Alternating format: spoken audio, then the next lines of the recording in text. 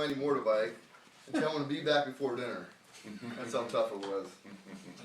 So my grandpa lived at the base of Blinn Mountain. Nobody lived on the mountain. It was full of logging roads and a few duck ponds. That's when I fell in love with the woods and chasing all the animals around in them. Just chasing. Yeah, just chasing, we'll leave it at that. Those were some good times.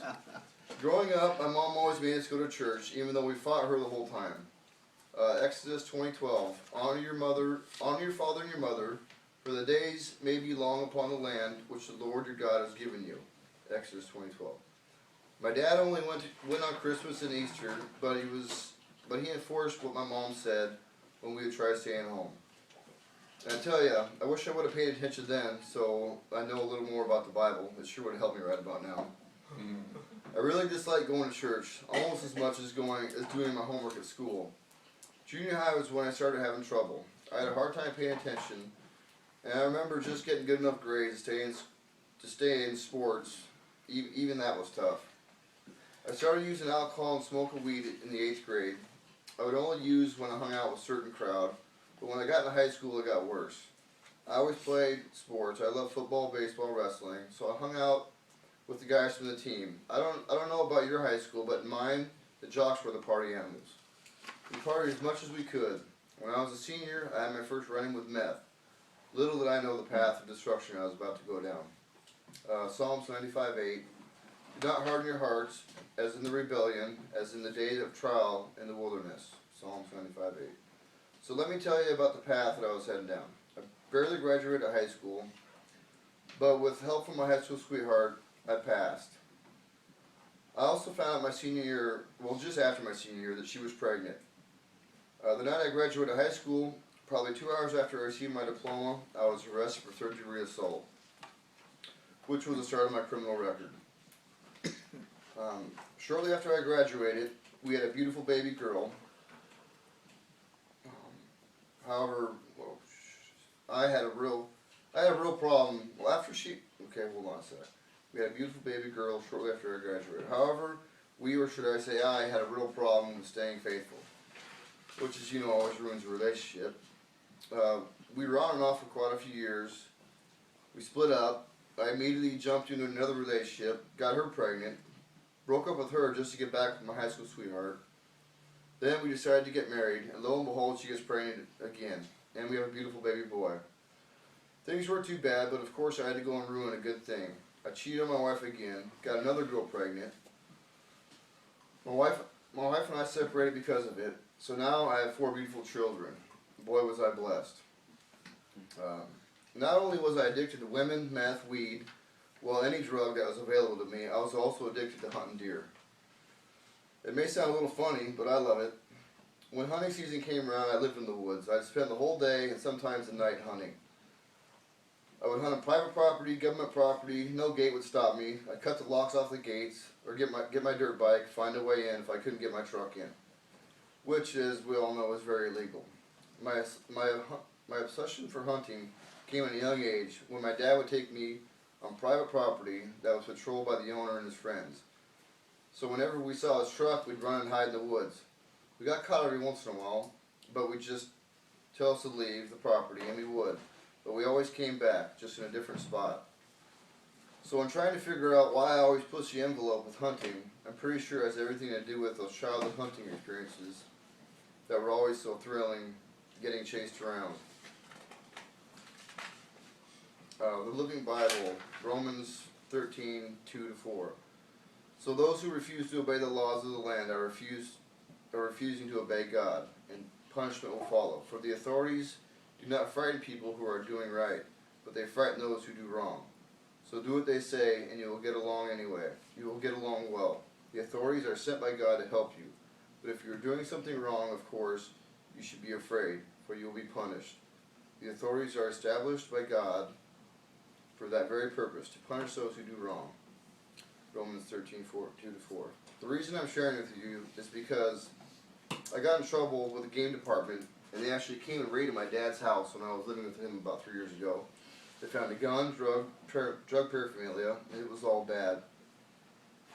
I ended up getting 11 months of house arrest, which was nothing compared to what I should have gotten. This whole event should have been a lot worse, but I know it was just one of many times God was trying to get my attention, and I just wasn't ready to quit. I love the thrill and excitement of doing whatever I want. I look back and it blows me away how completely selfish I've been for so many years.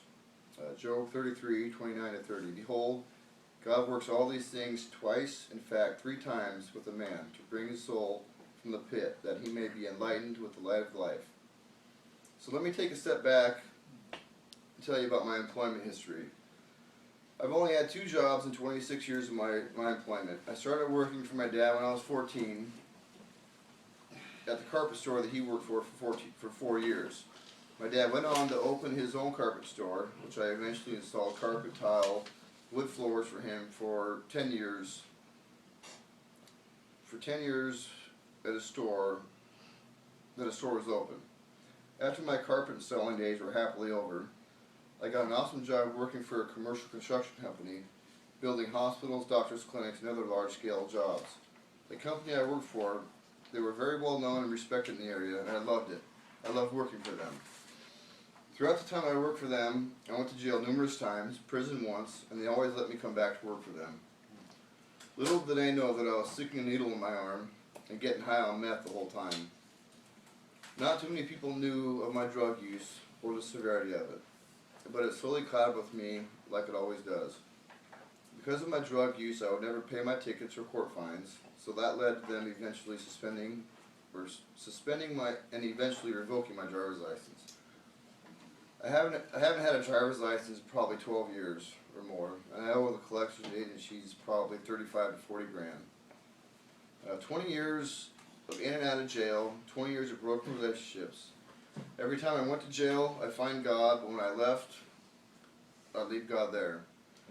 My mom told me about Freedom House, but I wasn't ready. I still thought I could do it on my own.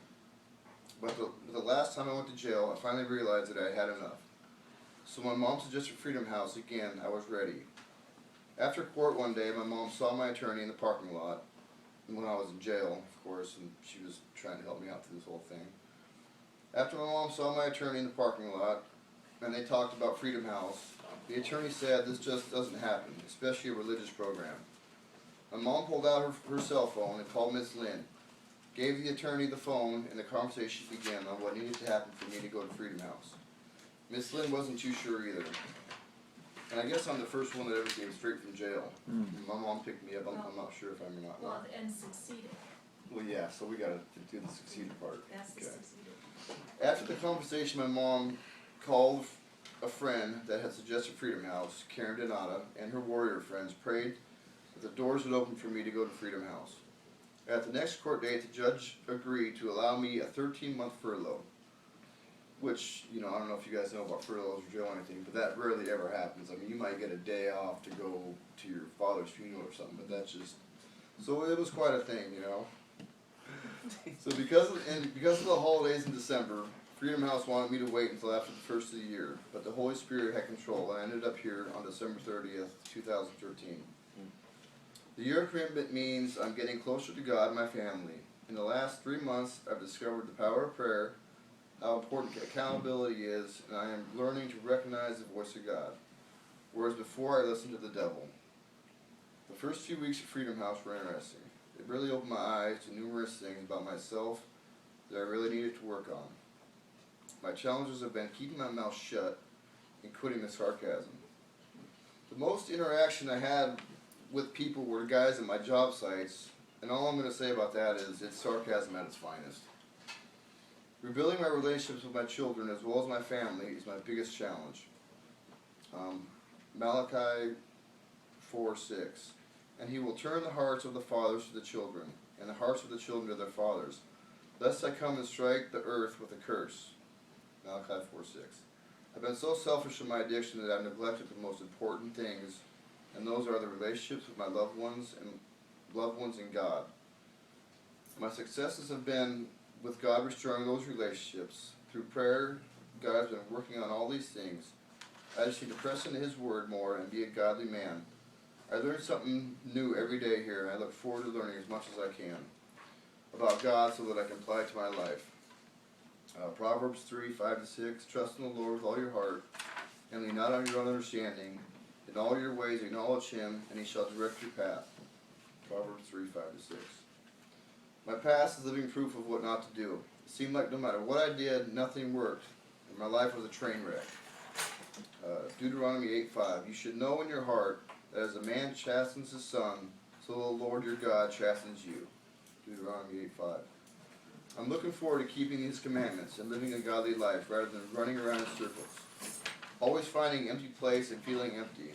I'm looking forward to being a father to my children, a son, brother, uncle, grandson, and a friend. Hebrews 13:5-6.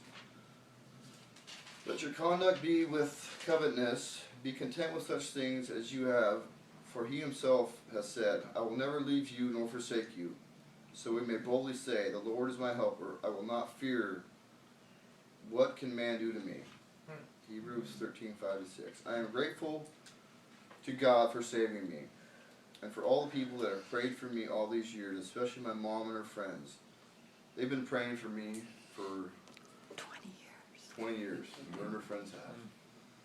And so it's quite a, Thank you, Jesus. so she's amazing. I'm grateful for God for saving me, for all the people that have prayed for me, especially my mom and friends that have loved me and never gave up on me no matter how many times I went to jail or messed up. They kept loving me and praying for me. I'm also grateful for my family that has loved me even when I didn't deserve it. They supported me in so many ways. I want to thank my mom, dad, Richie, Jamie, and Adam. You live with me and know all the pain that I've caused each of you. I love you all. Of course, nothing is possible without God. And He's brought me to Freedom House, where I am blessed every day to study under Pastor Jim. He is a perfect example of what it means to lead by example, and one of the most humble men I've ever met. Miss Lynn, thanks for putting up with me and pushing me. I really appreciate it, even though I may not seem like it. I want to thank Mike, Leroy, Les Grace for teaching classes. Scott, thanks for your words of wisdom and bringing me to Christ in your office that day. I'll never forget it. Miss Jenny, for everything you do behind the scenes, thank you. Jerry, you're a great cook and a good man.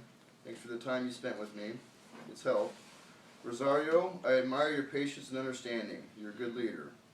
Ian, thanks for all the talks and really helped me realize that I need to look at myself before anything. And all my brothers. Before anything, all my brothers. You guys are something else. Boy, I tell you, by the time I graduate, I'm going to be razor sharp. God bless you all. Amen.